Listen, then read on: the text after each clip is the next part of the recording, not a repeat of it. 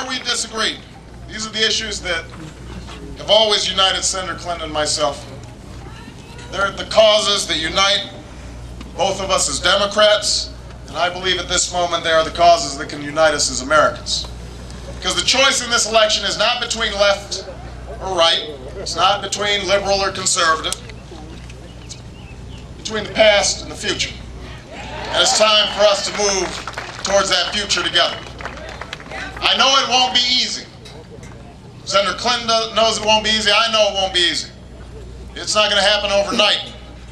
And I know that there are going to be times when we as Americans disagree. But I also know that I've seen people of differing views and opinions come together and find common cause throughout the 2 decades in my public life. I've brought some of those people together myself. I've walked arm in arm as a community leader in Chicago on the South Side, watching the tensions between black and white and Hispanic ease as people begin to recognize that the only way to fix up broken neighborhoods is to start working together. Through 2 decades of service, I've worked with friends in the other party to provide more children with health insurance and more working families with tax breaks, to curb the spread of nuclear weapons and ensure that the American people know where their tax dollars are being spent, to reduce the influence of lobbyists in Washington who've all too often set the agenda. In our country, I found this cooperation does not happen because we agree on everything. But as Senator Clinton and I were talking about as we flew up to New Hampshire today, behind all the labels, behind all the false divisions and all the false categories that define us, beyond all the petty bickering and beyond all the point scoring in Washington and that you see sometimes dominating the cable news, Americans are a fundamentally decent and generous and hard-working people with an awful lot of common sense.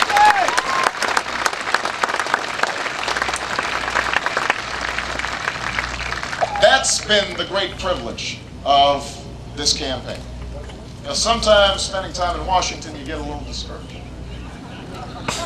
But when you start traveling around the country, when you look at a scene like this, and you look out at the faces of America, you can't help but feel optimistic because there are a set of common hopes and common values and common dreams that each of us share. I don't care, black, white, Hispanic, Asian, Native American, young, old, rich, poor, it doesn't matter. There's this sense of what this country is fundamentally about, a fundamental goodness. And that if we tap into that, I'm absolutely convinced that we can lift this country up to new and greater heights. This is one of those moments in our history when we have to tap the decency of the American people. This is our chance to turn the page on the policies of the last 7.5 years. This is our chance to bring a new energy policy to America and new ideas to America. This is our chance. This is our time to march forward in unity as one people to the future. And I promise you that if you are willing to join me and you are willing to join Hillary Clinton, if all of you over the next 4.5 months are willing not just to come to a rally but knock on some doors and make some phone calls and talk to your friends, if you are willing to organize and mobilize, then we are not just going to change this country, but we will change the world. Thank you, Senator Hillary Clinton. Thank you, New Hampshire.